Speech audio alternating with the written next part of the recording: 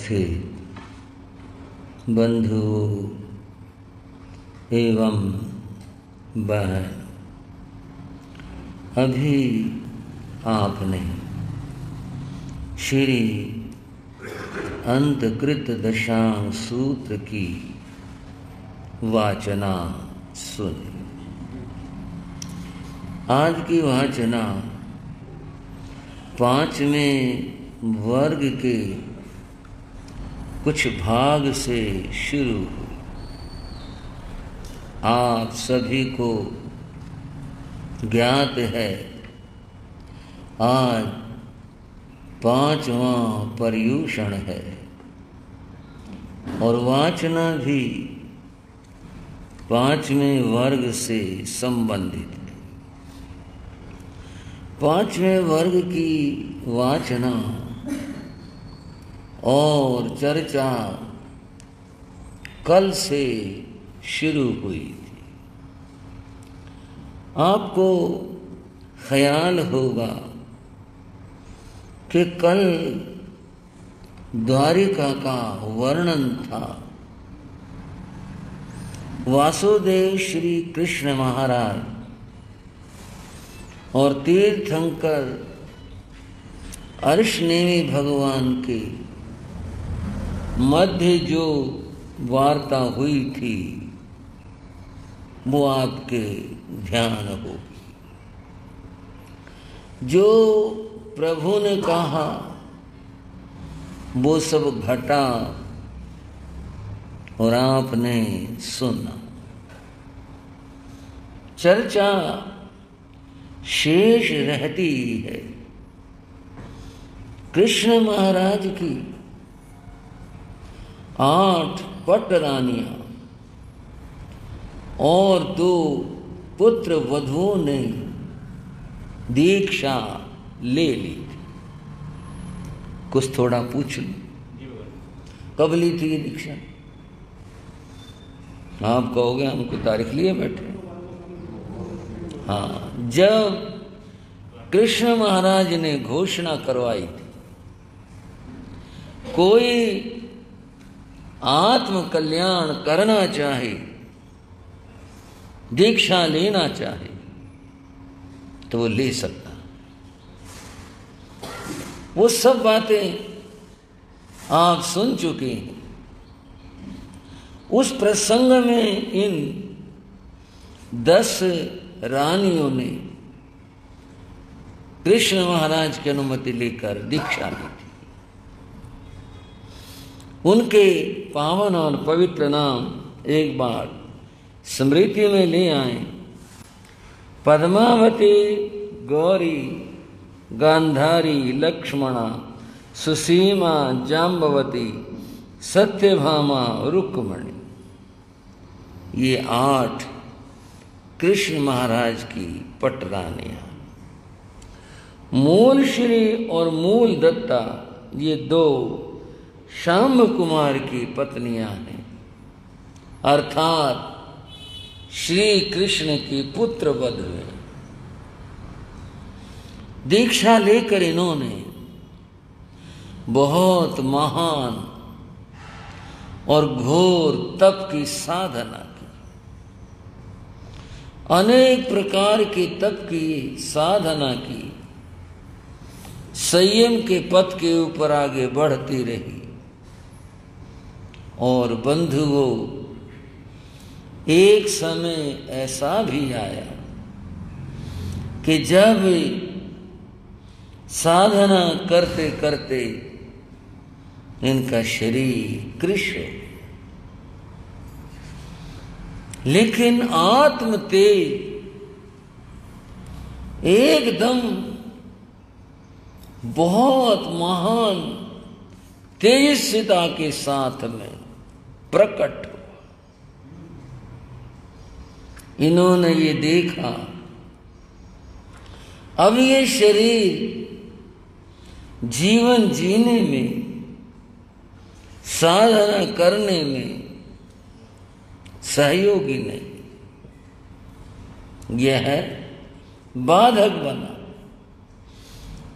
इसका कितना भी पोषण करते रहो जब एक स्थिति आती है तो ये साथ छोड़ देता है।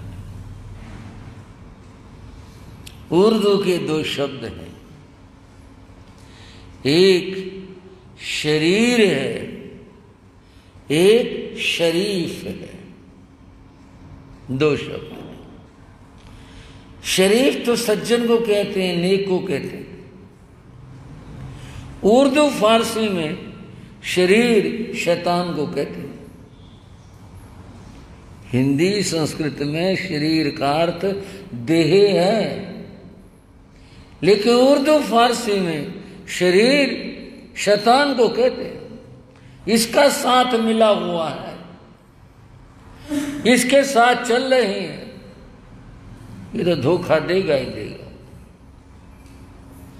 उन्होंने महसूस किया, तब चिंतन किया कि अब हमें अपनी अंतिम साधना कर लेनी चाहिए। पुरुष साधक तो अधिकांश पहाड़ पर, जंगल में, एकांत में जाकर अंतिम साधना करते थे, लेकिन स्त्री साधक, साध्वियां अपने स्थान पर रहते हुए अंतिम साधना करती थी। इन्होंने सभी ने यथा यथा समय अपनी अंतिम साधना, संलेखना, संथारा, यह धारण किया। आत्मरमण करते हुए कर्म निर्जरा की और फिर जीवन के अंतिम श्वास काल में इन्होंने केवल ज्ञान, केवल दर्शन प्राप्त किया। जैन धर्म में नारी और पुरुष का भेद नहीं माना, दोनों के लिए मुक्ति है, दोनों मोक्ष में जा सकते हैं। यद्यपि कुछ धारणाएं और भी हैं, पर मैं तो इस परंपरा की बात कर रहा हूं। हमारी परंपरा में स्त्री देह से भी मोक्ष है, पुरुष देह से मोक्ष है, क्योंकि मोक्ष में जाना है आत्मा ने, शरीर ने नहीं। आत्मा न स्त्री है, न पुरुष है, न नपुंसक है। आत्मा केवल आत्मा है। जो भी कर्म निर्जरा कर लेगा, कर्मों का क्षय कर लेगा, वही मोक्ष हो जाएगा। इन महासाधियों ने केवल ज्ञान, केवल दर्शन प्राप्त किया। इस नश्वर देह को छोड़कर इनकी आत्मा सिद्ध, बुद्ध और मुक्त हुई, मोक्ष में जाकर विराजमान हुई। अपना जो परम लक्ष्य था, जिसके लिए इन्होंने घर छोड़ा था, वो प्राप्त कर लिया। इस तरह से पांचवा वर्ग संपन्न हुआ। और एक बात यहाँ ज्ञातव्य है कि यहाँ तक जितने महान आत्माओं का वर्णन हुआ, वे सब 22वें तीर्थंकर भगवान अर्शनेमि के समय की और उनके शासन की थी। इन महान आत्माओं ने इस तरह आत्म कल्याण किया। तो एक श्रद्धा भरी जयकार बोलो तीर्थंकर भगवान अर्शनेमिनाथ के। क्या अद्भुत दृश्य है। सुधर्म स्वामी चंपा नगरी के बाहर उद्यान में विराजमान है। कहूं में हंसों का मेला लगा हो जैसे। बहुत कम होता है ये, और तो पशु पक्षी बहुत इकट्ठे हो जाएं, परंतु हंस वो तो दुर्लभ होते। और उनका जैसे मेला लगा उस उद्यान में, वहां का उस दृश्य का दर्शन करने के लिए मनुष्य तो क्या, देव और देवियां भी आ रहे। उन मुनिराजों के दर्शन करके वे भी अपने को धन्य अनुभव कर रहे। ऐसा सुंदर, सुहाना, अद्भुत दृश्य। देशना हो चुकी थी, लोग जा चुके थे और सुधर्म स्वामी अपने आसन पर विराजमान थे, पट्ट पर विराजमान थे। जम्बू स्वामी आते हैं, वंदना करते हैं और वंदना करके प्रार्थना करते हैं। और भी मुनिराज आ गए हैं, सब यथास्थान बैठे हुए हैं, प्रार्थना जम्बू स्वामी करते हैं। गुरुदेव, आपने हमें धन्य किया। आपने अंतकृत दशांग सूत्र के 5 वर्ग सुनाए। उन महान आत्माओं का वर्णन सुन करके हम रोम रोम से आनंद में भर गए। हमारी इच्छा, हमारी भावना है गुरुदेव, हम सब चाहते हैं कि भगवान महावीर ने अंतकृत दशांग सूत्र के 6ठे वर्ग में किन महान आत्माओं का जिक्र किया है, कृपा करके उन्हें बताएं, उन्हें सुनाएं। हम सुनना चाहते हैं। पानीपत वालों, श्रावक और श्राविका, अपना मन पूरी तरह से तैयार कर लें सुनने के लिए कि आगे क्या वर्णन होता है और किन का जिक्र चलता है। सुधर्म स्वामी ने कहा, जम्बू यहां तक जो सुनाया वह 22वें तीर्थंकर का युग था और अब युग शुरू हो रहा है शासन पते भगवान महावीर का। और एक बार श्रद्धा का परिचय देंगे। बोलो शासन पते शमण भगवान महावीर स्वामी के, बोलो भगवान महावीर स्वामी के। महावीर का युग आया है। थोड़ा मन होता है प्रभु की स्तुति कर ले, हमारे पास तो ऐसे शब्द नहीं। फिर भी आचार्यों ने कहा था और आचार्य कुमुद चंद्र ने कहा था, जिनका दूसरा नाम सिद्धसेन था, उन्होंने कहा था, मैं तो पक्षीवत हूं, कलरव करना जानता हूं, पक्षी की तरह बोलना जानता हूं, लेकिन मेरे पास वो सब नहीं है जिससे मैं आपकी स्तुति कर सकूं। तो आप भी बोलेंगे, जय बोलो, जय बोलो श्री वीर प्रभु की, जय बोलो, जय बोलो, जय बोलो श्री वीर। दुनिया में जब जुल्म बढ़ा था, दुनिया में जब जुल्म बढ़ा था, हिंसा का यहाँ जोर बढ़ा था, हिंसा का यहाँ आप लिया अवतार प्रभु की, जय बोलो, आप लिया अवतार प्रभु की, जय बोलो, जय बोलो, जय बोलो श्री वीर प्रभु की, जय बोलो, जय बोलो,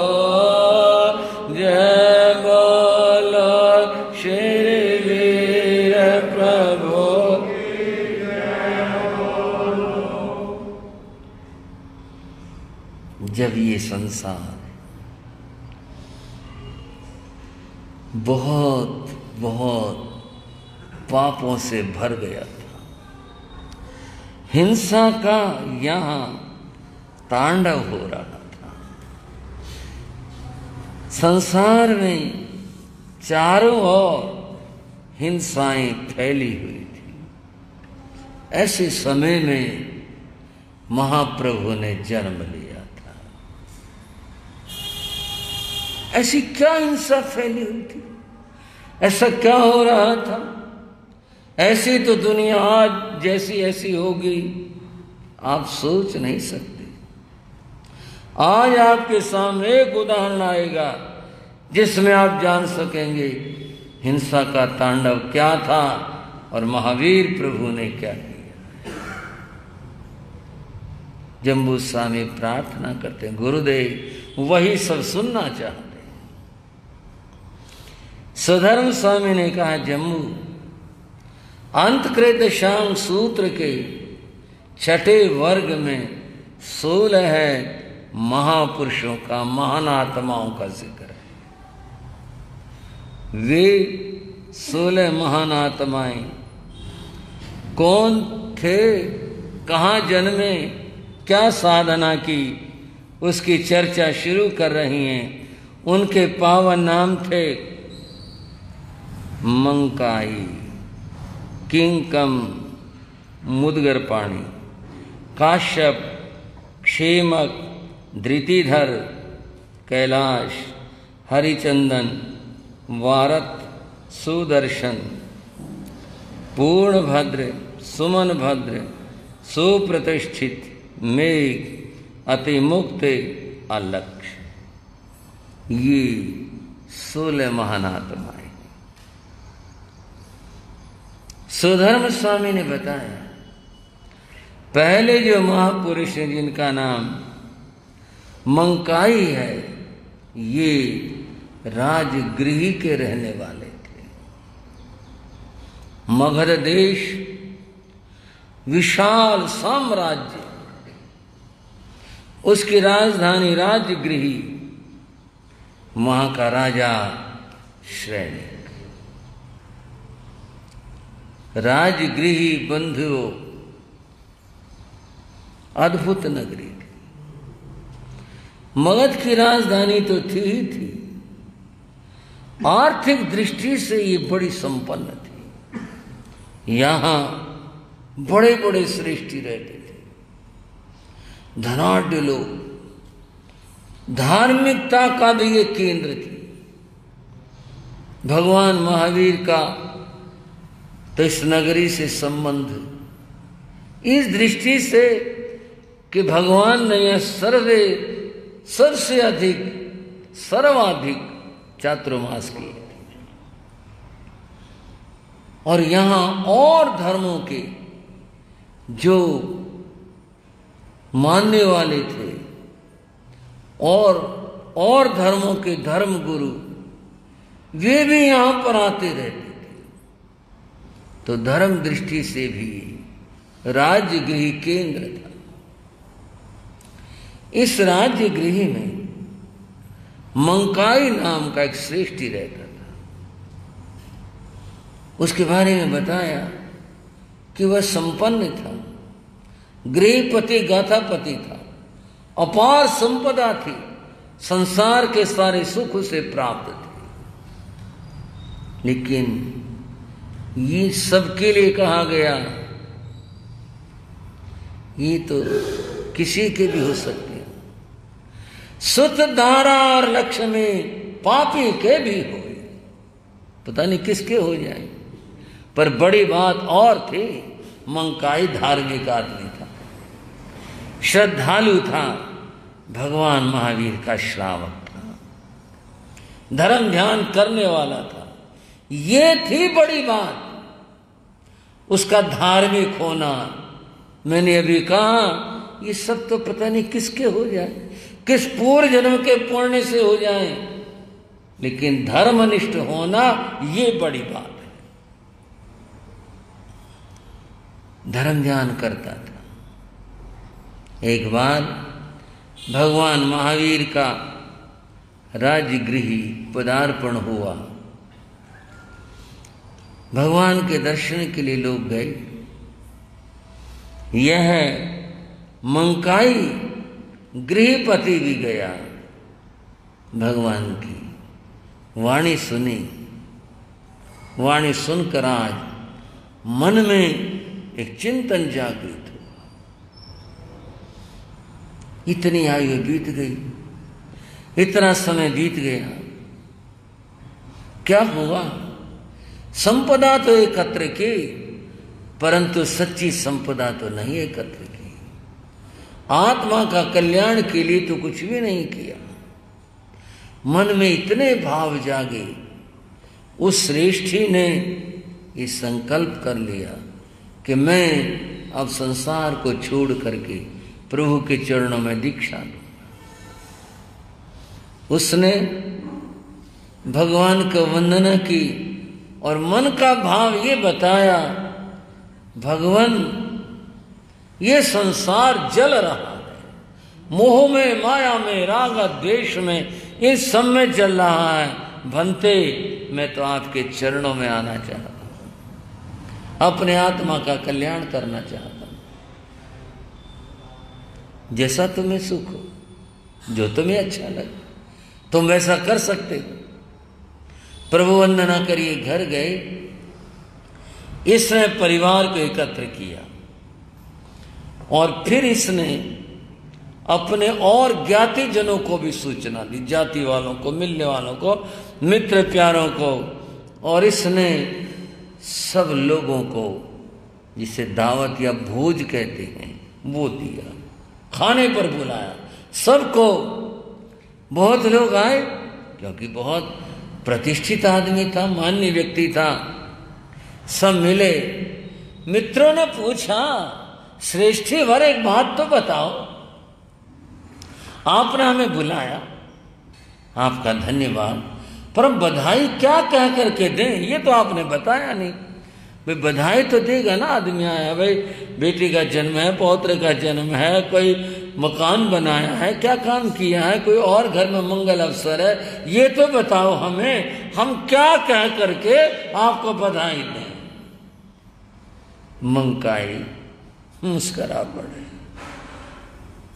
बोले ये तुम्हारी और हमारी इस रूप में आज आखिरी मुलाकात है। क्या मतलब? बोले इस रूप में। हम समझे नहीं। मित्रों, मैंने निश्चय किया है कि मैं भगवान के चरणों में दीक्षा लूंगा और इसलिए मैं कल भगवान के चरणों में जाकर दीक्षित हो जाऊंगा। आज आपसे मिलना था, इसलिए आप सबको मैंने याद किया। और ये मोह के लिए नहीं, आज मैं अपने परिवार से और सब मित्र ज्ञाति जनों से सबसे खिमत खिमाना कर रहा हूँ। आज तक जो कुछ हुआ, कहा, सुना, जो कोई ऐसा मेरे से कोई कार्य हो, बर्ताव हुआ, सबके लिए क्षमा याचना। सब लोगों ने क्षमा याचना तो की, पर आग्रह किया छोड़कर मत जाओ। परंतु उनका निश्चय दृढ़ था। उन्होंने सबके सामने अपने ज्येष्ठ पुत्र को बुला करके उसको सारा कार्यभार सौंप दिया। आपकी भाषा में कहो, चाबी कुंजी से संभलाए और कहा, बेटे अब तुम जानो और ये सब जाने, मैं कल दीक्षा लूंगा। ये निश्चय बड़ा दृढ़ था। दूसरे दिन मंकाई ने प्रभु चरणों में जाकर मुनि दीक्षा अंगीकार कर ली। मंकाई श्रेष्ठ, मंकाई मुनि हो गए। अब साधना करने लगी, तपस्या करने लगे, घोर तपस्याएं की। और वर्णन यह है कि अंतिम समय में उन्होंने भी संलेखना, संथारा, समाधि धारण करके उन्होंने अंतिम श्वास में केवल ज्ञान, केवल दर्शन प्राप्त किया और वे सिद्ध, बुद्ध और मुक्त हो गए। पहले महापुरुष की कथा है। दूसरे महापुरुष का नाम है किंकम। थोड़ा सा नाम समझने में सुविधा महसूस हुई होगी। नाम है, अपने अपने युग के नाम होते हैं। किंकम नाम है यह। ये भी इसी तरह से राज्य गृह के मान्य श्रेष्ठी थे और इसी बार इन्होंने भी भगवान की देशना सुनकर इनके मन में भी वैराग्य जागा और ये भी प्रभु से प्रार्थना करते हैं, मैंने श्री चरणों का आश्रय लिया। बंधुओं, कबीर ने कहा था, चलते चक्के देख कर दिया कबीरा रोए, दो पाटों के बीच में जिंदा बचाना कोई। चक्के, काल की चक्की चल रही है, कोई नहीं बच पाता है। पर एक बात कबीर ने कही, चक्की चलती है तो चलने दे, पिस पिस आटा होए जो कीले के संग रहे। बंधुओं, पानीपत वालों, श्रावक श्राविकाओ, जो कीले के संग रही बाल न बाका। जिसने प्रभु चरणों की शरण ले ली वो निश्चिंत हो गया। किंकम ने भी प्रभु चरणों की शरण ले ली। चरित्र वही है कि पूरा परिवार इकट्ठा किया, मित्रजन भोजन किया, सबको करवाया और उसके बाद में सबके सामने पुत्र को अपना कार्यभार सौंपा और किंकम अगले दिन प्रभु के चरण में आए, दीक्षा ली और दीक्षा लेकर किंकम मुनि हो गए। अनेक वर्षों तक साधना की और फिर अंतिम समय में इन्होंने भी संलेखना संथारा समाधि धारण करके केवल ज्ञान केवल दर्शन प्राप्त किया। कर्मों के समस्त कर्मों की निर्जरा करके क्षय करके ये भी सिद्ध बुद्ध और मुक्त हुए। इन महान आत्माओं का हम वंदन और नमन करते हैं। जम्बू स्वामी की जिज्ञासा बढ़ती जा रही थी और कौन ऐसी आत्माएं हुई कि जिन्होंने मोक्ष को प्राप्त किया, उनके बारे में उसकी उत्सुकताएं बढ़ रही थी। सुधर्म स्वामी उनकी उत्सुकताओं पर अपने समाधान का अमृत वर्षण कर रहे थे और सुना रहे थे। और उन्होंने कहा, तीसरे जो महापुरुष हैं उस महापुरुष की कथा तो बड़ी अद्भुत और विलक्षण है, गुरुदेव सुनना चाहते हैं। तब गुरु ने कहा, सुधर्म स्वामी ने बताया, भगवान महावीर का युग, उस युग में राजगृह नगर जहां अनेक अनेक लोग रहते थे। इस राजगृह में एक अर्जुन नाम का माली रहता था। नाम उसका अर्जुन था और जाति और कार्य की दृष्टि से इकट्ठा बोल देते हैं अर्जुन माली। नाम था उसका अर्जुन। अर्जुन राजगृह में रहता था। तो सभी तो लोग रहते हैं, गरीब भी रहते हैं, अमीर भी रहते हैं, सभी तरह के रहते हैं, अनेक तरह का काम करने वाले रहते हैं। जो अर्जुन माली था, इसका काम था फूलों का। यह फूलों का व्यापार करता था। इसका अपना एक फूलों का बड़ा बागीचा था जहां पर तरह तरह के फूल खिला करते और हर वर्ण के रंग के फूल इसके बागीचे में उपलब्ध होते थे। ऐसा इसका बागीचा था। उस बागीचे में एक छोटा सा यक्षायतन मंदिर भी बना हुआ था और उसके अंदर एक प्रतिमा प्रतिष्ठित थी। उस देव का नाम मुदगर पाणी था। क्या नाम लिया? मुदगर। मुदगर तो आप समझते हैं, खास तौर से हरियाणा में, और मुदगर से ही मोगरा बना हुआ है। पाणी हाथ को कहते। वो ऐसी प्रतिमा थी कि उस प्रतिमा के हाथ में एक मुदगर था, उसको लिए हुए थे।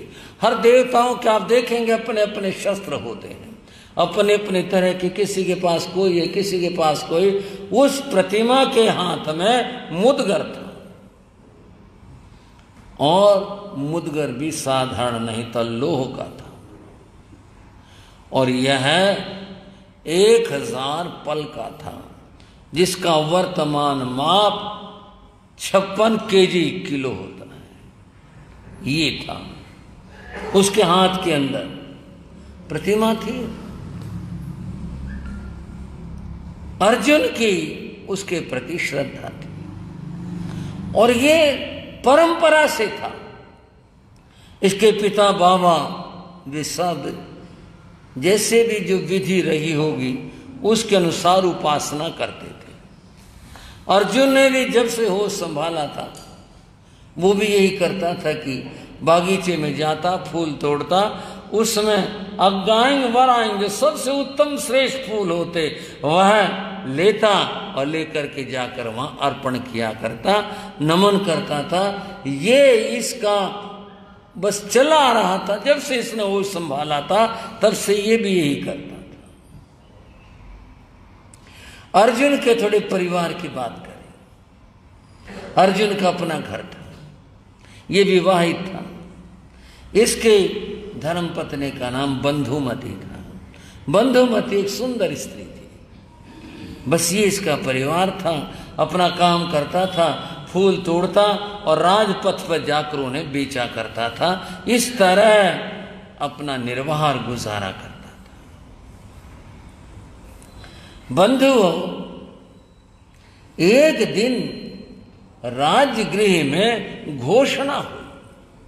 पहले घोषणा राजा की ओर से होती थी, वो बजा करके। अब राज की ओर से घोषणा ठीक है होती, सूचनाएं तो दी जाती हैं। वे उत्सव है, उसमें सब लोग शामिल हों। लोगों ने सोचा कल मेला है भाई, वहां फलाने जगह पर मेला लगेगा, ऐसा है। सब ने सुना, अर्जुन ने भी सुना कि ये कल तो उत्सव। अर्जुन के मन में सहज आया। वो तो कोई भी आदमी हो, हर व्यापारी, हर दुकानदार सोचता है भाई मेला है, कल तो बहुत लोग आएंगे, माल बिकेगा। खाने वाले अपनी बात सोचते हैं, खिलौने वाले अपनी बात सोचते हैं, कपड़े वाले अपनी बात सोचते हैं, सब सोचते हैं। इसने भी ये सोचा कि कल उत्सव है, कल तो फूल बहुत बिकेंगे, मालाएं बहुत बिकेंगी, कल फूल बहुत लगेंगे। ये सोचता हुआ घर आया। घर आकर इसने पत्नी से कहा कल मेला है, उत्सव है। बताया कि राजा की तरफ से घोषणा है। और वो बोला बंधुमती कल तुम भी बागीचे में चलना और वहां फूल तोड़ने में मेरा सहयोग करना। कल फूल बहुत चाहिएंगे, बहुत बिकेंगे, तो कल तुम भी चलना। बोले हाँ चल पड़ूंगी, मैं भी चल पड़ूंगी। ठीक है। ये बात हो गई, पहले दिन की बात थी, तय हो गया कि कल सुबह सुबह चलेंगे। जिसको लोग कहते मुंह अंधेरा, सुबह सुबह चलेंगे। पति पत्नी सुबह में उठे और उठ करके ये दोनों चल पड़े अपने बागीचे की ओर। राजमार्ग पर सन्नाटा था। उस समय सब लोग अपने अपने घरों में बंद थे, सोए पड़े थे। कोई जरूरी काम वाला ही कोई आएगा जाएगा, किसी को कहीं जाना होगा तो सन्नाटा पसरा हुआ था। और ये दोनों पति पत्नी अपने बागीचे की ओर जा रहे थे। रास्ते में एक चबूतरे पर 6 युवक बैठे हुए थे। अब इसको हम संसार की भाषा में कहें भाई गैर टाइम है, ये कुछ समय कोई घूमने का फिरने का कोई समय तो है नहीं ये। और ये यहां बैठे हुए थे। क्यों बैठे हुए थे, क्या मतलब था बैठे हुए थे? थोड़ा सा एक एहसास होता है भाई क्या मतलब है, गैर समय में और यहां बाजार में इस तरह से बैठे हुए थे, क्यों, क्या मतलब है? थोड़ा सा इनका परिचय जानेंगे। ये 6 युवक थे, मित्र थे परस्पर में। इन्होंने अपनी जो मंडली थी, जो 6 व्यक्तियों के 6 ही सदस्य थे, मंडली थी, इसका नाम इन्होंने ललित गोष्ठी रखा हुआ था। जैसे लोग रख लेते हैं नाम अपनी मंडली का, अपने मंडल का, अपनी समितियों का नाम रख लेते हैं, इन्होंने उसका नाम रखा हुआ था ललित गोष्ठी। ये ललित गोष्ठी के 6 सदस्य बैठे थे। ऐसे हंसी मजाक जैसा होता है, ये ठीक नहीं थे, बस आप ये समझ। ये यहां बैठे हुए थे। इन्होंने देखा अर्जुन और उसकी पत्नी जा रहे हैं। बंधुमती को देख करके इनकी भावनाएं दूषित हो गई। ये थे भी ऐसे, इनका जिससे कि आचार चरित्र जीवन अच्छा नहीं था। प्रश्न होता है कि भी क्या ये लोग आज ही आए या पहले भी इनकी कुछ ऐसी बातें थी, ये अच्छे नहीं थे। क्यों थी ऐसी बात? इनका चरित्र ये था, बाजार में निकल गए, किसी की कोई चीज देखी, हलवाई की देखा, मिठाई का थाल सजाया, उठाया और उठाकर हमने खाना शुरू कर दिया। 6 आदमी इकट्ठे, कौन रोके? लड़ने के लिए तैयार। किसी की और कोई चीज पसंद आई, वो उठा ली। इस तरह इनका जीवन था। तो उस जमाने के अंदर राज व्यवस्था कुछ नहीं थी क्या? कोई पुलिस नहीं थी क्या? पुलिस लाचार थी। क्यों लाचार थी? क्या कारण था? ये उस जमाने का आतंकवाद था इन 6 आदमियों का। इन्होंने राजगृह में आतंक मचाया हुआ था। तो फिर पुलिस और राज व्यवस्था उसका एक कारण है। एक बार राजमहल में आग लग गई। राजमहल में आग लगी, एकदम भयानक। अब राजमहल में तो पर्दे और इस तरह की चीजें, फर्नीचर, दुनिया भर का सामान ऐसा रहता है। तो आग ने एकदम से महल को जैसे अपने आगोश में ले लिया हो। आग भड़क उठी और जो आदमी जहां था वह बाहर निकल पड़ा। भागो भागो, आग लग गई। जब तक बुझाने वाले आते, अग्निशामक आते, इतने तो आग ने बहुत कुछ कर दिया। राजा रानियां, दासियां, सब जितने थे, सब जिसको जहां से मौका निकलने मिला वो वहां से निकल गया। सब बाहर आ गए, लोग इकट्ठे हो गए, महल धो धो करके जलने लग गया। राजा ने कहा, हाँ भाई, कोई अंदर तो नहीं रह गया? कोई आदमी, कोई व्यक्ति, दासी या महल का कोई अंदर तो नहीं रह गया? ना जी, आगे सब आगे भाई, सब कोई रहा तो नहीं अंदर। आपस में सब ने ऐसे किया। रानी ने कहा, छोटा राजकुमार का दासी? दासी बोली, जी मेरे को तो पता, तेरे को पता नहीं, तेरी जिम्मेदारी थी, मैं तो वहां थी, मैं तो आग लगी, मैं तो भाग गया। और पूछा, हाँ भाई, छोटा राजकुमार पलने में था, वो कहां रह गया? वो अंदर रह गया। क्या करे? नन्ही जान सबको अपने अपने पड़ी, सब अपनी जान बचा के भाग आए। राजकुमार का किसी ने भी ख्याल नहीं किया, अपनी जान सबको प्यारी, यही कहते हैं। सब निकल आए। राजा ने कहा, जुल्म हो गया भाई, बहुत बड़ा अनर्थ हो गया, बेचारा बालक अंदर रह गया। और इस भयंकर अग्नि में सबको बहुत बुरा हुआ, बहुत बुरा हुआ, अब करें क्या? राजा ने तब कहा, अरे कोई वीर बहादुर है यहां इस राजगृह में जो राजकुमार को अंदर से ला सके? अगर कोई राजकुमार को लाएगा तो मैं उसको मुंह मांगा इनाम दूंगा। राजा ही कह बैठा। ये ललित गोष्ठी वाले वहां तमाशा देखने आए थे। ऐसे लोगों के ये काम होते हैं। इन्होंने एक दूसरे से कहा कि चलो भाई, राजा कह रहे हैं बड़ा इनाम मिलेगा, चलो।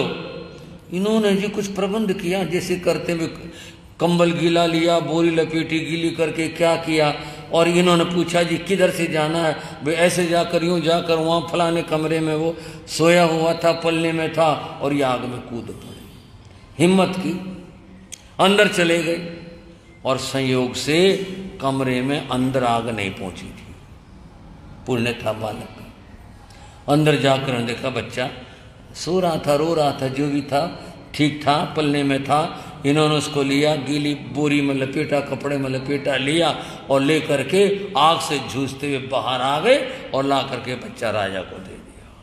चारों तरफ खुशी खुशी हो गई। अरे बच्चा बच गया, बच्चा मिल गया, बच्चा ठीक है, बहुत खुशी। राजा बहुत खुश हुए और राजा बोले, जवानों कमाल कर दिया तुमने, इतनी बड़ी तुम्हारे अंदर हिम्मत है, बोलो क्या चाहते हो, क्या इनाम चाहिए तुम्हें? तुम्हारे को मुंह मांगा इनाम मिले। इन्होंने आपस में थोड़ा सा परामर्श किया और परामर्श करके कहा, वस्तु लेकर के क्या करेंगे, चीज लेकर के कुछ और लेना चाहिए। और इन्होंने राजे से क्या कहा कि जी बस आपकी कृपा है, सब ठीक है, अगर आप हमारे ऊपर प्रसन्न हैं तो एक कृपा कर दो, बोलो क्या चाहिए। अगर हमारे से कोई गलती हो जाए तो हमें क्षमा कर देना, हमारे से कोई गलती हो तो क्षमा कर देना। राजा इतना प्रसन्न था, राजा ने कहा जंग कहे सो कहे होता, जाओ तुम जो भी करोगे वो सही होगा, इतने अच्छे हो तुम, अपने जान पर खेल गए, तुम बुरा कहां से करोगे, तुम्हारा किसी प्रकार का कोई अगर गलती अपराध होगा वो जाओ क्षमा करता हूं। ये राजा ने कह दिया। अब उस समय ये थोड़े ख्याल था कि इसका जो परिणाम है वो क्या हो सकता है, ये थोड़े पता था। उस समय तो ये था कि भी चलो ये लोग इतने अच्छे हैं, इन्होंने इतना बड़ा काम किया है तो कोई बात नहीं, बहुत बड़ा पुरस्कार हो गया, सब लोग चले गए। नीति में एक बात कही, जवानी अपराध करने के लिए मजबूर कर देगी। किसी को कोई पद मिल जाए उसके अहंकार से आदमी अपराध करने में तत्पर हो जाता है। बंधुओं, किसी प्रकार का नशा हो वो अपराध करने के लिए प्रेरित कर देता है। ये कुछ बातें ऐसी हैं जब आदमी अपराध की ओर प्रवृत्ति करने लग जाता है। ये पहले भी कुछ ऐसे थे और ये अधिकार मिलने के बाद तो पूरी तरह से ये लोग अपराधी बन गए। अब इनका ये हाल था, किसी का कुछ उठाएं, खा जाएं, ले जाएं, कुछ भी करें, लोग रोते, पुलिस पर जाएं, पुलिस को आदेश था इस बात का, भाई हम नहीं कुछ कर सकते, ये कानून से बाहर है। लोग राजा के पास जाते, राजा कहते जी वो ललित गोष्ठी वालों ने हमारा नुकसान कर दिया। कितना नुकसान हो गया जी, हमारा ये उठा के ले गए, जाओ कोष से ले आओ। भाई हम उनको वचन दे चुके हैं, कह नहीं सकते, इसका समाधान तो कभी निकलेगा, अब कोई समाधान नहीं। इसलिए इनकी हरकतें बढ़ती चली गई। ये वही 6 आदमी हैं जो वहां उस रात में चबूतरे पर बैठे हुए थे। इन्होंने बंधुमती को देखा, इनकी दृष्टि खराब हुई, इनकी दृष्टि में पाप आया और परस्पर में बात करके बोले चलो ये अर्जुन क्या कर लेगा, हम तो 6 हैं। बुरी दुष्ट भावना बना कर ये पीछे पीछे चल दिए, मौके की तलाश करने लगे। इन्हें नहीं पता था अर्जुन को, उसकी पत्नी को हमारे पीछे कौन लगा हुआ है। ये अपने जा रहे थे सहज भाव से, अपने बागीचे में पहुंचे, दोनों ने फूल चुने, जितने इनको चुनने थे, करना था, ढेर लगाया, उसमें से फिर इन्होंने श्रेष्ठ फूल चुने। शैतान आदमी की दृष्टि बड़ी शैतान होती है। इन्होंने भांप लिया कि ये फूल जो चुनने लग रहा है ये मंदिर में जाएगा, और ये जाएगा तो इसकी पत्नी भी जाएगी, वो स्थान सर्वथा अनुकूल है, ऐसा इन्होंने सोचा। धर्म की जगह के बारे में क्या इन्होंने कल्पना करी है। और ये उनसे पहले 6 के 6 वहां मंदिर में जाकर किवाड़ों के पीछे चुप करके खड़े हो गए, चुपचाप। अर्जुन, उसकी पत्नी फूल लेकर के आए, मंदिर में आए। इन्हें क्या पता था यहाँ पर क्या है, कैसे है। ये तो अपने सहज भाव से आए और इसने दंडवत नीचे लेट करके उस देव को प्रणाम किया।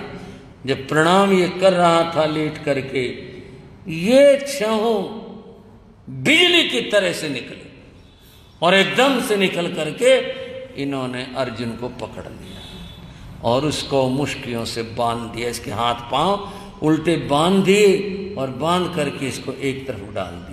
ये चिल्लाया, चीखा, कौन हो, क्या हो, सब कुछ सहज ही बात है, पर कौन सुनता उसकी। वहां वैसे भी जंगल था और फिर अकेला था वह, और ये लोग 6 थे, उसको बांध करके डाल दिया। इसकी पत्नी को चिल्लाई, बोली उससे पहले ही इन्होंने उसे भी पकड़ लिया और दुर्व्यवहार करने लगे।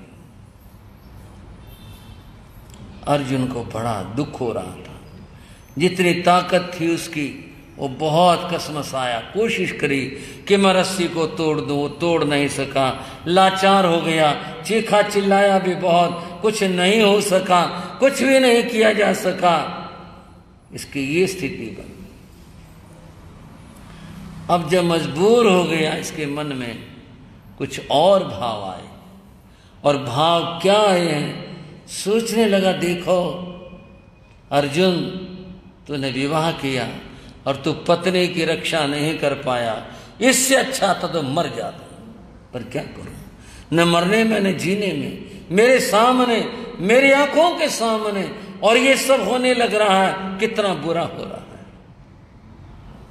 बंधुओं, यूं सोचते सोचते उसके मन में विचार आया, मैं आज तक मेरे पिता और बाबा, वो भी मैं इस देव की पूजा करते आ रहे, इसकी उपासना करते आ रहे हैं, और इसीलिए उपासना करते हैं कि दुख में, दर्द में, पीड़ा में ये हमारी सहायता, रक्षा करेगा, इसीलिए तो करते हैं। और आज इसके सामने, इसके मंदिर में, और ये भयंकर पाप होने लग रहा है, इसने ऐसे में भी हमारी कोई रक्षा नहीं की।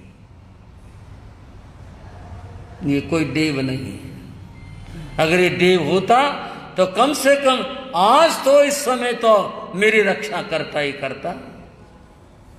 तंगेश कट्ठे, ये काष्ठ है मात्र, और कुछ नहीं। इसने आज तक इतने मैंने इसकी पूजा की, आज ऐसे समय में भी हमारी रक्षा ये नहीं कर पाए। ये उसके मन के अंदर भाव आते हैं। बंधुओं, नीति में एक बात कही गई है, अन्न क्षेत्रे कृतम पापम पुण्य क्षेत्रे विनश्यति, पुण्य क्षेत्रे कृतम पापम वज्रलेपो भविष्यति। आदमी दुनिया में कहीं पाप करे तो वह किसी धर्म स्थान पर, तीर्थ पर, धर्म क्षेत्र पर जाकर उसको धो सकता है। अपने पश्चाताप कर ले, जो किसका संप्रदाय का, परंपरा का व्यवहार, उसके अनुसार धर्म स्थान में जाकर के उसको धो ले। अन्न क्षेत्रे कृतम पापम, पूर्ण धर्म क्षेत्र में उसको धो सकता है। और जो आदमी पूर्ण क्षेत्रे कृतम पापम, धर्म स्थान में पाप करेगा और पाप करता है, उसका पाप कहाँ धुलेगा, उसका तो पाप नहीं धुलता। भाइयों, कुछ ऐसी दुनिया की बात हो रही है, आज न जाने कितने लोग धर्म के नाम पर और धर्म स्थान पर कितने पाप करते हैं, कितने हिंसाएं, कितने अनाचार धर्म स्थानों में पनपते हैं। कितने बड़े दुख की बात है ये। किसी ने कहा था, कच्चा पारा ब्रह्म अंश और कन्या का दान, मूर्ख जन खाने लगे, बिगड़ गए धनवान। कोई आदमी कच्चा पारा अगर खा ले, बच नहीं सकता, फूट करके निकलता शरीर से, पारा हजम नहीं होता कभी भी। वो तो जहां शरीर में जाएगा, पेट में गया, पेट फाड़ करके निकलेगा। कच्चा पारा ब्रह्म अंश और धर्म स्थान का पैसा, धर्म का पैसा फाड़ करके निकलता है, और बेटी का पैसा बहुत दुख देता है। कम से कम दुनिया में लोग पाप करते हैं, यहां तो बचना चाहिए, धर्म स्थान में तो पाप नहीं करना चाहिए। और आज बड़े बड़े घराने, बड़े बड़े सेठ धर्म स्थानों का पैसा बरतते हैं और खा करके डकार जाते हैं। कैसी दुनिया का चलन हो गया और क्या संसार में हो रहा।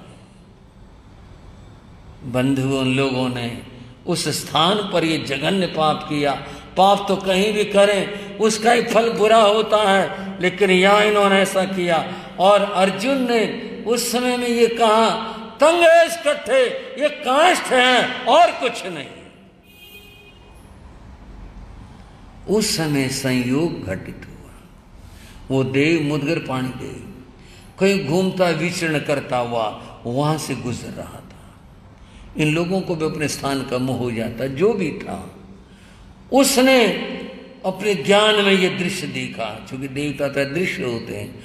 उसने ये देखा और अर्जुन की पुकार उसने सुनी, अरे मेरे स्थान पर, मेरे भक्त के साथ में, और ये होने लग रहा है।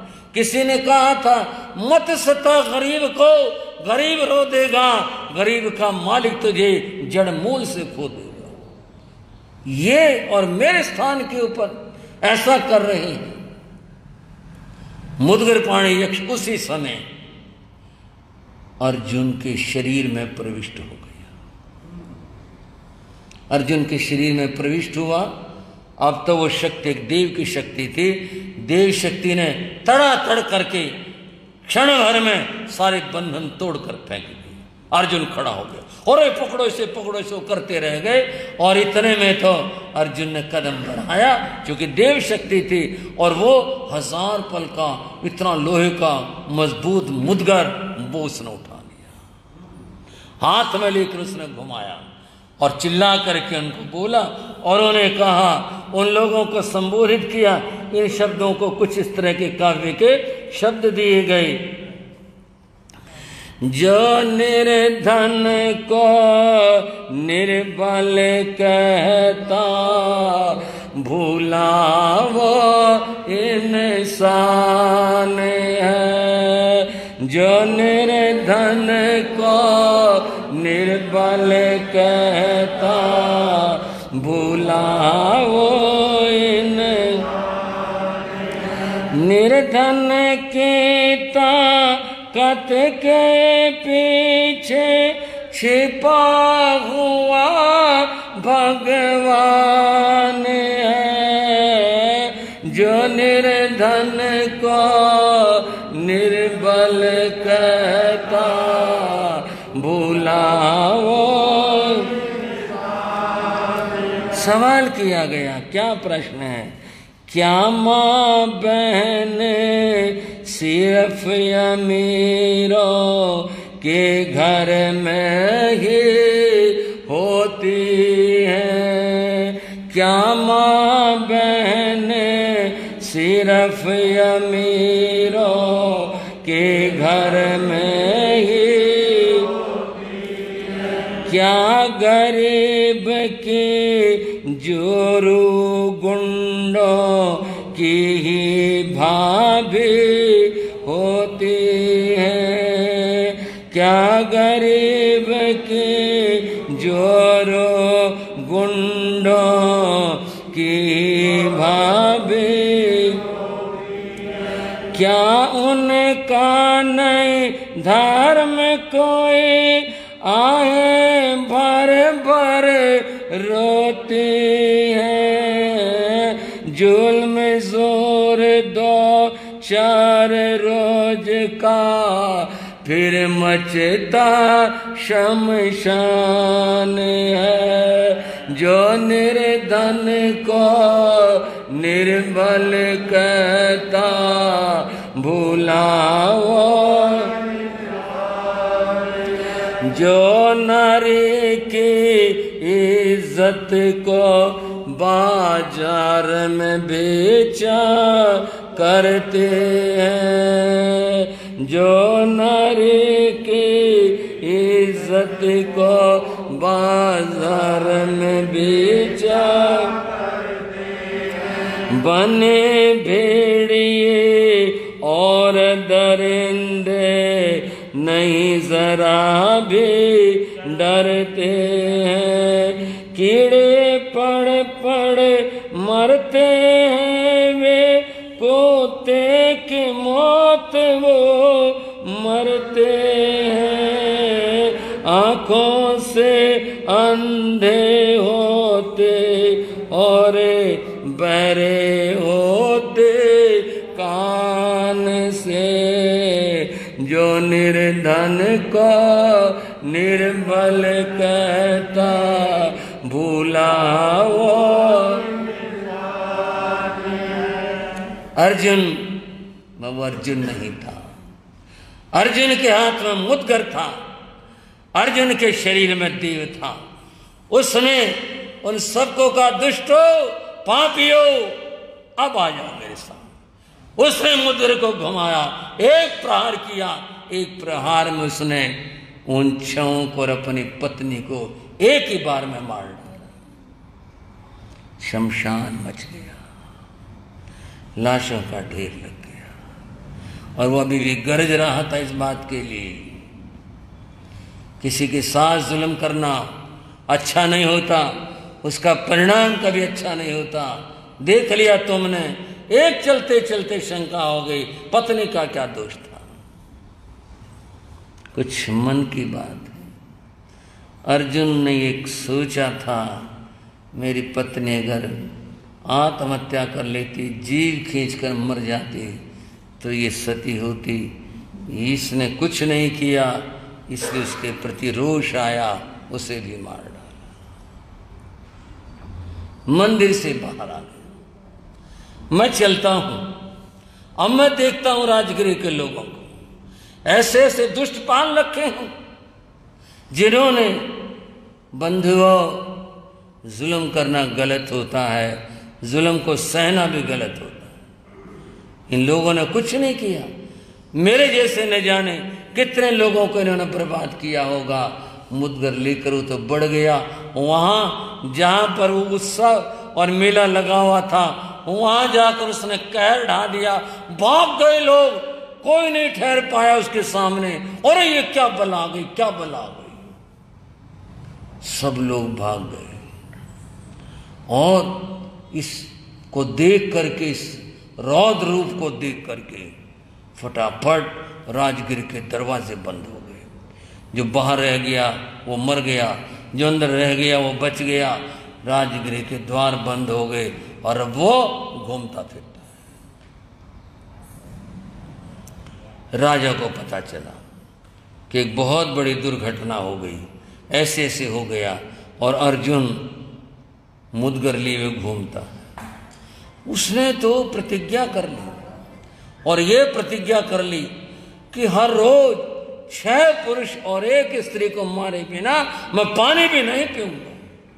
जो मिलेगा, जहां मिलेगा, उसी को मार डालूंगा। वो घूमता रहता, फिरता रहता, दिखता, कोई मिल जाता, कहीं भी जाता जाता इधर उधर, उसी को मार डालता। चारों ओर शोर मच गया इस बात को लेकर, और बंधुओं राजा के पास स्थिति पहुंची, यहां तो सेना पुलिस भी कुछ नहीं कर सकती। कौन क्या करेगा इसके सामने। लोग बड़े दुखी हुए। राजा ने एक और घोषणा करवा दी नगर में, जिसको जिस चीज की जरूरत हो, जिस आदमी को, वो आकर के राजकोष से ले जाए। जो चीज चाहिए, खाने पीने की, ओढ़ने पहनने की हो, किसी भी जरूरत की हो, कोई चीज वहां से ले जाए। कोई बाहर मत जाए, अगर बाहर जाएगा उसकी जिम्मेदारी मेरी नहीं होगी। यहां रहते हुए बस जो चाहिए कोष से ले।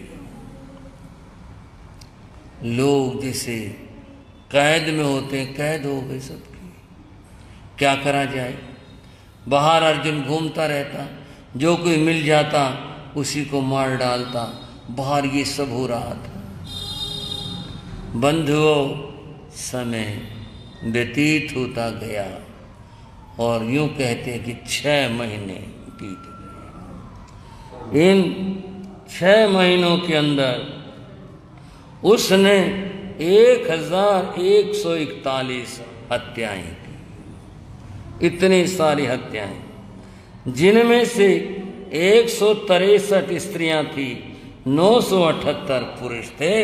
इतनी हत्याएं की। एक ही व्यक्ति इतना बड़ा हत्यारा हो सकता है, सोचने में नहीं आता। इतने व्यक्तियों को मार डाला। बंधुओं, ये हिंसा, ये क्रोध ऐसे ही होते हैं। पता नहीं कितना कुछ जुल्म हो जाता है, कितना क्या हो जाता है, कितने बेगुनाह लोग मारे गए इस रोष में, इस क्रोध के अंदर। अब किया तो उन 6 व्यक्तियों ने था, लेकिन इतने सारे व्यक्ति मारे गए। 6 मास बीत गए। राजगृह के लोगों में चिंता थी, क्या होगा, कब तक रहेंगे हम कैद में बंद, और ये राशन पानी राज का कब तक चलेगा, क्या होगा। और बंधुओं, वो पंक्तियां फिर से अपनी बोलकर जिह्वा को पावन कर लो। हिंसा का जब जोर बढ़ा था, हिंसा का जब जोर बढ़ा था, लाशें बिखरी पड़ी थी। कुत्ते घसीट घसीट कर ले जाते हैं उन लाशों को। चारों ओर ये वातावरण बना था और तब आपने अवतार लिया था। प्रभु आए थे और आज राजगृह के भाग्य फिर जगने जा रहे हैं। लोगों को जो कष्ट था अब वो दूर होने जा रहा है। किस तरह से बंधुओं भगवान महावीर का पदार्पण राजगृह के बाहर गुणशील उद्यान में हो गया। प्रभु वहां पधारे। प्रभु के आगमन की सूचना देवों की घोषणा से हुई। लोगों ने सुना भगवान आ गए, अब दुख दूर हो जाएगा, अब सब ठीक हो जाएगा, भगवान आ गए हैं, अब कोई कष्ट नहीं रहेगा। लोगों के मन में ये भाव आ गया। राजगृह में सुदर्शन नाम का एक श्रावक रहता था, युवा था, प्रभु का परम उपासक था, धर्म ध्यान करने वाला था। वो बाजार गया था, लौट रहा था, उसने घोषणा सुनी श्रमण भगवान महावीर पधार गए। सुनते ही वो तो हर्ष से भर गया। वहीं से उसने प्रभु की वंदना की और मन में उसके भाव आया, भगवान पधारे हैं, हमारा अहोभाग्य है, मेरा परम पुण्य है, मैं चलूं और जाकर के भगवान की वंदना करके। लेकिन कुछ भी करने से पहले माता पिता को बताना और कहकर जाना ये सुपुत्र का लक्षण होता है। यूं तो मन आया मुंह उठाया और चल दिए। एक बात कहना चाहूंगा, गृहस्थ में जो बेटा, साधु जीवन में जो शिष्य अपने गुरु और माँ बाप को पूछ कर काम करता है, उसका जीवन कभी बिगड़ा नहीं करता। जो अपनी मर्जी से काम करने लग जाता है, उसके जीवन का कुछ पता नहीं कि क्या हो। भगवान के दर्शन जैसा पावन कार्य, लेकिन माता पिता की आज्ञा लेकर के फिर मैं जाऊंगा। सुदर्शन घर आया, पिताजी प्रणाम, माताजी प्रणाम। बेटा आ गए? हाँ मैं आ गया। पिताश्री, मातोश्री, एक निवेदन था। बोलो क्या बात? भगवान पधारे हैं। हाँ हमने भी सुना, भगवान आ गए, बहुत अच्छा हो गया, अब दुख दूर हो जाएंगे, भगवान आ गए हैं, हमने भी सुना बेटा। पिताश्री, मैं भगवान के दर्शन करने जाना चाहता हूं। दर्शन करने? बेटा यहीं से कर लो भगवान की वंदना, वो तो सर्वज्ञ सर्वदर्शी हैं, उनके लिए पास और दूर कुछ नहीं होता है, हमारे लिए उनके लिए नहीं है। वो तो वहां जाके भी उतना ही देखेंगे और यहां से भी यहीं से वंदना कर लो उनकी। और तुम्हें पता है बाहर जाना तो बिल्कुल भी ठीक नहीं है। अर्जुन बहुत क्रूर बना हुआ है, मुदगर लेके घूमता रहता है, बाहर निकलना ठीक नहीं है बेटा, यहीं से नमन कर लो। पिताश्री, आपने जो कहा वो तो सत्य कहा, पर ये एक शिष्य के लिए उपयुक्त तो नहीं है कि मैं यहां से वंदना करूं। मेरा तो अहोभाग्य भगवान के पास जा करके वहां मैं वंदना करूं। बेटा मुसीबत तो देखो। पिताश्री, धर्म कार्य में कभी भी अमंगल नहीं होता, हमेशा अच्छा ही होता है, श्रेष्ठ होता है, कभी बुरा नहीं। बेटा नहीं, ये बात नहीं है, तुम देखो बात को समझो। मैं समझ रहा हूं, मुझे तो आपका आशीर्वाद चाहिए, केवल आपकी आज्ञा चाहिए, और मुझे कोई चिंता नहीं है, न अर्जुन की है न कोई और चिंता है, न मैं मरने से डरता हूं। नहीं नहीं, ये क्या बोल रहे हो, बस आज्ञा प्रदान कर दो। उसकी दृढ़ भावना देखकर कि कमाल है इसकी भावना, माता पिता को भी कहना पड़ा, देख लो बेटा जैसे तुम अच्छा समझो, मैं यही अच्छा समझता हूँ, भगवान के जाना और इसमें कोई अमंगल और कोई बुरा नहीं होगा। प्रणाम करके सुदर्शन चल पड़ा। राजमार्ग से जा रहा था, आगे कोट का प्रकोट का द्वार आ गया, विशालतम द्वार, भाला लिए हुए सैनिक खड़े हुए थे वहां पर। सुदर्शन निकट आए, क्या बात है? मुझे भाई बाहर जाना है। नए आए हो क्या? नहीं, यहीं रहता हूँ राजगीर। फिर पता नहीं तुम्हारी को? पता तो है। फिर क्या बात है? मरना चाहते हो? नहीं, मरना क्यों चाहता हूँ, मरना तो नहीं चाहता। फिर देखो, आपका काम पहरा देना है, हम नागरिक हैं, मैं बाहर जाना चाहता हूँ, अपनी मर्जी से जा रहा हूँ और अपनी भावना से जा रहा हूँ, अपने ऊपर जा रहा हूँ, तुम्हारी जिम्मेदारी नहीं है। तुम्हारा काम दरवाजा खोलना, मेरे लिए दरवाजा खोलो। मरना तो मरो, हमें क्या है। संकल खोली गई, दरवाजा खोला गया, सुदर्शन बाहर निकल गया। कई लोगों ने देखा, अरे ये जा रहा, सुदर्शन जा रहा, ये मरेगा, क्या करेगा, ये क्यों जा रहा है? दरवाजा बंद कर दिया गया। बिल्कुल अभय भाव से, कोई मन में डर नहीं, जरा भी इस बात की चिंता नहीं है आगे क्या होगा, कुछ नहीं। सुदर्शन निश्चिंतता से भगवान का स्मरण करता हुआ, भगवान को याद करता हुआ सुदर्शन जा रहा था। आगे बढ़ता गया और आगे बढ़ा, और वहां से जंगल शुरू हो गया। ये वही जंगल है जहां पर अर्जुन का बाग था। अब तो बाग भी जंगल बन गया, सब उजड़ चुका था। वो भी इंतजार में रहता था, कोई दिखाई दे जाए, किधर से कोई आता जाता, कोई तो दिखे। देखा, एक आया, उसने तो अपना मुदगर संभाला। बोले ठीक, आज एक तो आया, कई दिन हो गए कोई आया ही नहीं था, इंतजार थी उसे, तो मुदगर लेकर वो भी तैयार था। सुदर्शन बड़े आराम से, उसे भी था भाई यहाँ के बताते हैं, अर्जुन रहता, कोई बात नहीं। वो भगवान को याद करता हुआ निश्चिंतता से के साथ में बढ़ रहा था। अर्जुन झाड़ियों से निकल करके बाहर आ गया, मार्ग के ऊपर आ गया। सुदर्शन ने भी देख लिया, मुदगर कंधे पर रखे पकड़े हुए आने लग रहा। कोई बात नहीं, उपसर्ग आया है, इस समय में भगवान को याद करना उपयुक्त होगा। उसने दृष्टि से अपनी भूमि को देखा, प्रतिलेखना की, और प्रतिलेखना करके बैठ गया। वहाँ रहे हुए महाप्रभु, मेरे आराध्य देव भगवान, आप मेरा बंधन नमन स्वीकार करें।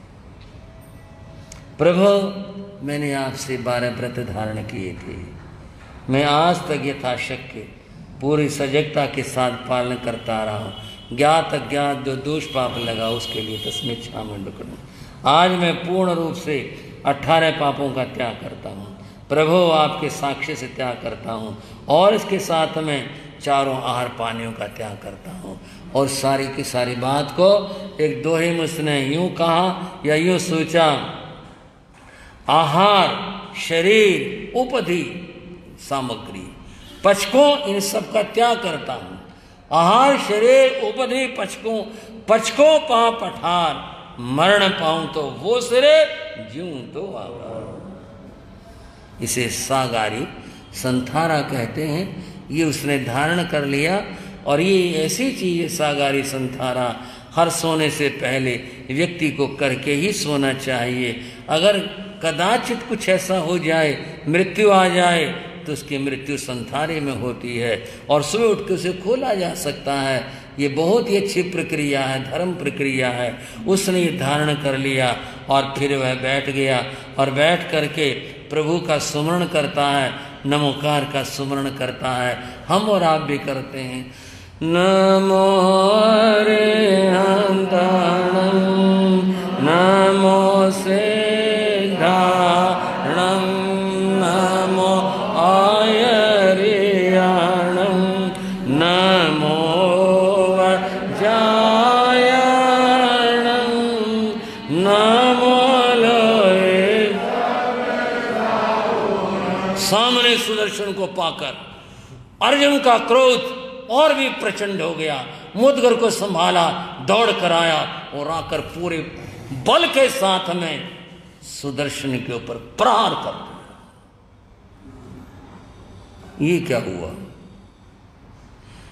वो मुदगर जैसे किसी पत्थर जैसी ठोस चीज से टकराया, और टकरा कर एकदम वापिस हो गया। कोई भी चीज अगर बहुत मजबूत चीज से अगर टकराएंगे जोर के साथ टकराएंगे तो यही होगा, एकदम पीछे को। ये क्या बात हुई? तो कोई चीज भी नहीं थी, किसे टकराएगी? फिर कोशिश की, मुदगर आगे नहीं गया। उधर से देखा, कोशिश करने, पीछे को गया। चलो कमर के ऊपर प्रहार करते हैं पीछे को, वहां भी यही हुआ। वो पूरे बल से प्रहार करता है और मुदगरे से किसी चीज से टकराया और वापस हो गया। क्या मामला हुआ ये? बंधुओं, व्यक्ति के चारों ओर एक आभा मंडल होता है। ये आभा मंडल अगर किसी का सघन हो जाए तो वो तोड़ा नहीं जा सकता, कोई भी चीज को तोड़ नहीं सकती। वो ऐसा चारों ओर कवच बन चुका था प्रभु के सुमरण से और महामंत्र के सुमरण से। मुदगर आगे आता और पीछे हो जाता। एक बार, दो बार, कई बार उसने कोशिश की, वो सफल नहीं हो पाया। वो जो देव था, जो अर्जुन में प्रविष्ट था, उसने सुदर्शन को देखा, उसको तेज को देखा, उसे लगा कि मैं इसका सामना नहीं कर सकता। देव शक्ति पराजित हो गई और वह देव शक्ति अर्जुन के शरीर को छोड़कर जहां से आई थी वापस चली गई। धड़ाम से अर्जुन जमीन के ऊपर गिरा। वो सारी ताकत देवता की थी, उसे तो 6 महीने हो गए थे, उसका शरीर एकदम कृश हो चुका था, वो तो बड़ी कमजोर स्थिति में था, जमीन पर गिर पड़ा। सुदर्शन ने देखा, परिचय उपसर्ग टल गया।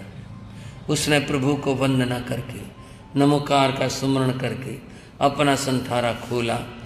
और अब देखो, धार्मिक किसे कहते हैं?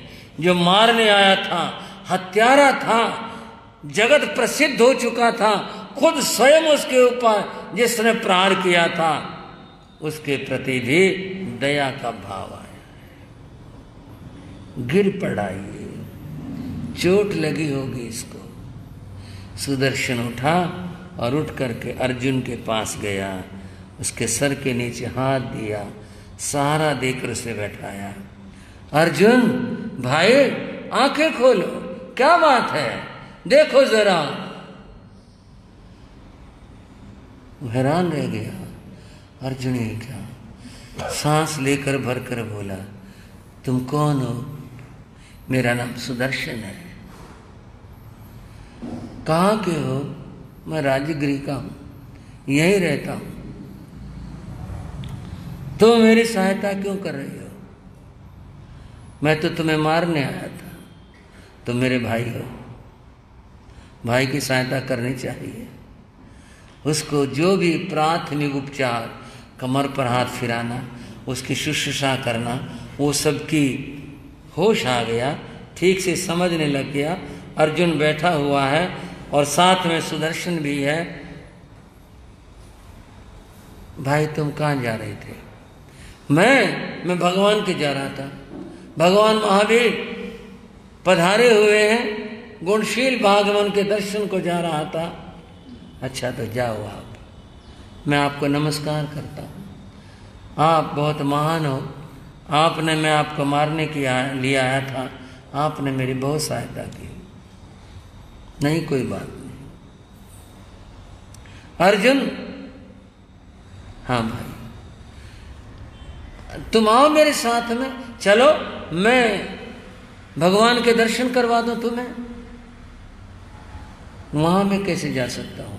क्यों नहीं जा सकते? मैं तो पापी और हत्यारा हूं, और वे तो तुम बता रहे हो भगवान है, मैं वहां कैसे जाऊंगा?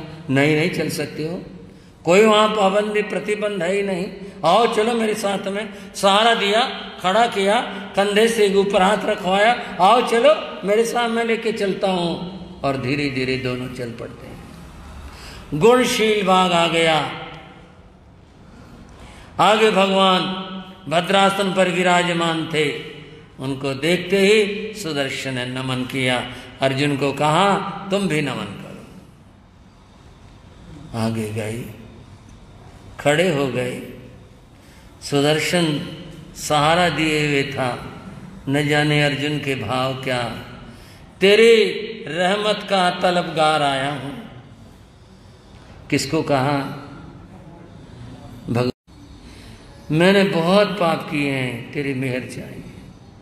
आंखें झुका, शर्मसार आया हूं, पापों के गुनाह से न चल सका अकेला, पापों के गुनाह से न चल सका अकेला, इसलिए सुदर्शन को साथ लेकर आया हूं, तेरी रहमत का तलबगार आया हूं। जमीन पर गिर पड़ा, जमीन पर माथा टेका, आंखें भर आई, सिर उठाया था, हाथ छोड़ दिए। जब कोई आदमी मन से अपनी आलोचना करता है बंधुओं, ये आंखों के आंसू उसके पाप को धो देते हैं। अर्जुन की बात को अनेक लोगों ने अपने अपनी तरह से व्यक्त किया। भगवान ने कहा, अर्जुन कोई बात नहीं, जो तुमसे हुआ पश्चाताप करो, तुम्हारे पाप धुल जाएंगे, तुम्हारी आत्मा निर्मल हो जाएगी, तुम भी अपना कल्याण कर सकते हो। और कुछ बड़े प्रसिद्ध पंक्तियां, कहो जे कैसे तारोगे, कहो जे कैसे अपनी पुकार बन जाएगी, भगवान को याद करके हमारा उद्धार हो जाए। अर्जुन ने तो अपना उद्धार किया था, हम भी कर लें इन शब्दों से अपने आप को जोड़ करके और बोलेंगे, कहो जे कैसे तारोगे, मेरा अवगुण भरा है शरीर, कहो जे कैसे पर हिंसा में करो हर्ष धर, अपने चाहो भलाई, पर हिंसा में करो हर्ष धर, अपने चाहो। लोहा जर जर हुआ पुराना, कैसे करोगे सफाई, कहो जी कैसे, कहो जी कैसे तारोगे। मैं हूँ अधम नीच और पापी, तुम हो दीन दया, मैं हूँ अधम नीच और पापी, तुम हो अटल भरोसा प्रभु आपका, तुम ही करोगे निहाल, कहो जी कैसे तारो। आंखों से आंसू गिर रहे थे, हाथ जोड़े गीता, मैं तो पापी आत्मा हूँ, आपकी शरण में आया हूँ, मेरा उद्धार कैसे होगा? मैंने तो बहुत लोग मारे हैं। वो रो रहा था। बंधुओं, प्रभु अपने ज्ञान में उसके अंतर को भी, उसके जीवन को भी सब कुछ देख रहे थे। प्रभु की ओर से कवि ने अपने शब्दों में कहा, तुझे तो ऐसे तारूंगा,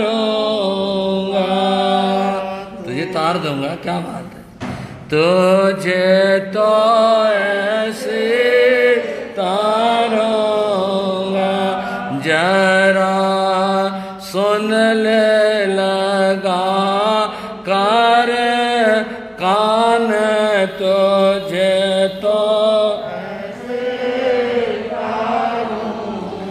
पारस के संग मिल कर लोहा बने स्वर्ण साक्षात, पारस के संग मिल कर लोहा बने स्वर्ण साक्षात, गंगा पानी मिल गंगा में, गंगा रूप हो जाते तुझे तो ऐसे तारूंगा। भाव आप समझ ही गए होंगे। जो अर्जुन ने अपना पश्चाताप किया और जो प्रभु ने उसे आश्वासन दिया, भगवान ने दोनों के लिए धर्म कथा कही। सुदर्शन धर्म कथा सुनकर कुछ और नियम व्रत धारण करता है और उसके साथ में फिर प्रभु ने उपदेश देने के सुनने के बाद सुदर्शन अर्जुन से पूछता है, भाई क्या विचार है, चलोगे तो यहाँ रहोगे? मैं तो अभी यहीं रहूँगा। ठीक है, मुझे घर जाना है। सुदर्शन प्रभु को नमन करके लौट जाते हैं। भगवान की धर्म कथा सुन करके अर्जुन के मन के अंदर वैराग्य भाव जागृत हुआ। भगवान की वाणी से उसने जाना कि पाप कैसे धोए जा सकते हैं। यहाँ महावीर का एक सिद्धांत साकार हुआ, घृणा पाप से करो, पापी से नहीं। ये महावीर का सिद्धांत था। उन्होंने व्यक्ति से नहीं, पाप से घृणा की।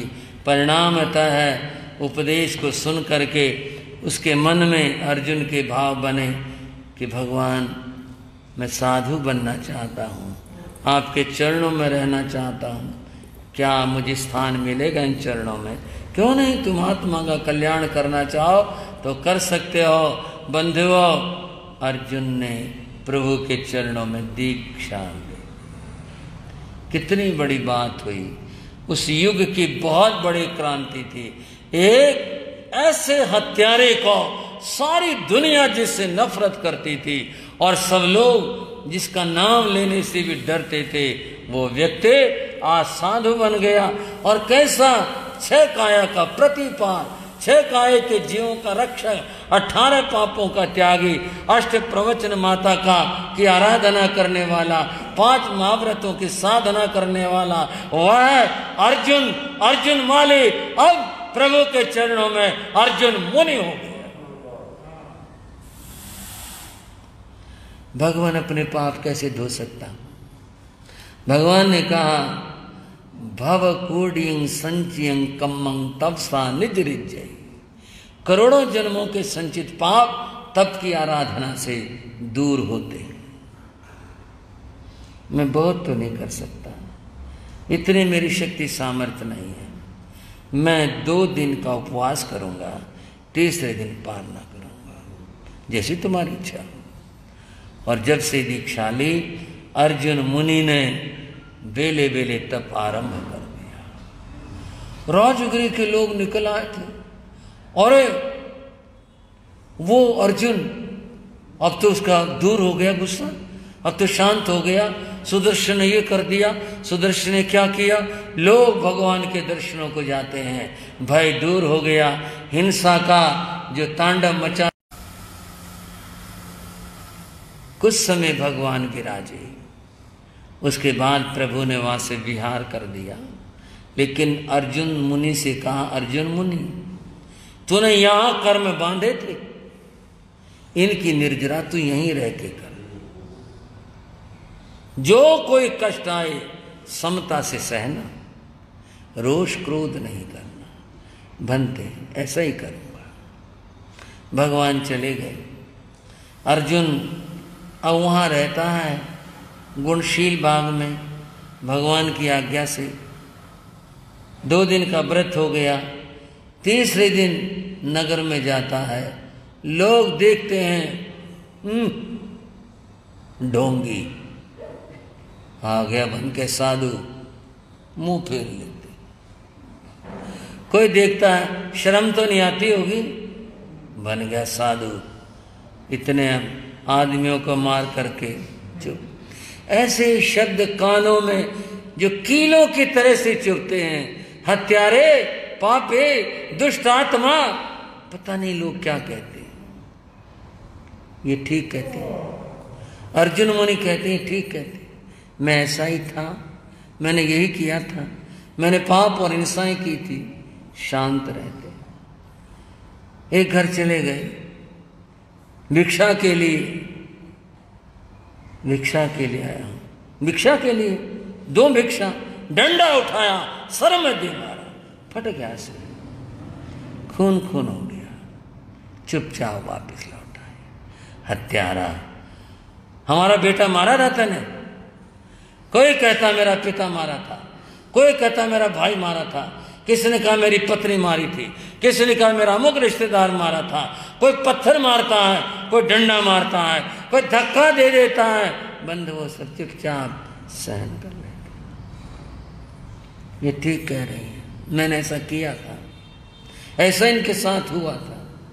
इस तरह बंधुओं सब शांति समता से सहन करते हैं और समता शांति से कर्मों की निर्जरा करते जाते हैं। इस तरह करते हुए समय बीतता गया, भगवान का पुनः पदार्पण हुआ। अर्जुन मुनि ने भगवान से कहा, बनते अब ये शरीर आगे नहीं चलता है, मैं संलेखना संतारा समाधि लेना चाहता हूँ, जैसी तुम्हारी इच्छा हो। तब उन्होंने 15 दिन का संलेखना संतारा समाधि व्रत अंगीकार किया था और उसमें अंतिम श्वास में उस पूर्व के अर्जुन माली वर्तमान के अर्जुन मुनि ने अंतिम श्वास में केवल ज्ञान और केवल दर्शन प्राप्त किया। नश्वर देह को छोड़कर वे सिद्ध बुद्ध और मुक्त हो गए। एक बार श्रद्धा भरी जय कहा, बोलो भगवान महावीर स्वामी के, बोलो अर्जुन मुनि के। इस तरह प्रभु ने उस आत्मा का उद्धार किया। सच्चे मन से हम भी प्रभु की शरण ले लें तो हमारा भी कल्याण हो। मिलकर बोले, बरते मंगला चार प्रभु की जय, बोलो बरते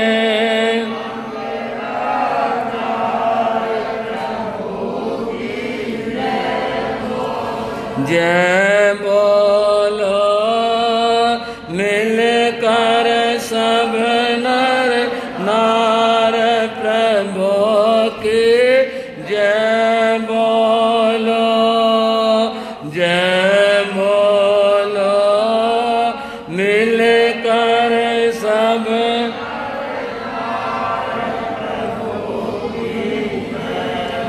बरते मंगला चार प्रभु की जय, बोलो। चत्तारी मंगलम अरिहंता मंगलम सिद्धा मंगलम साहू मंगलम केवली प्रणतो धम्मो मंगलम। चत्तारी रोगोत्तमा अरिहंता रोगोत्तमा सिद्धा रोगोत्तमा साहू रोगोत्तमा केवली प्रणतो धम्मो रोगोत्तमो। चत्तारि शरणं पवज्यामि अरिहन्ते शरणं पवज्यामि सिद्धे शरणं पवज्यामि साहु शरणं पवज्यामि केवली प्रणतं धम्मं शरणं पवज्यामि। ये चार शरण दुख और न शरणा कोई होगा, जो भव प्राणी करे आचरण उसका अजर अमर पद होगा, उसका सदा ही मंगल। मंगल आशीर्वाद, मंगल आशीर्वाद, मंगल आशीर्वाद।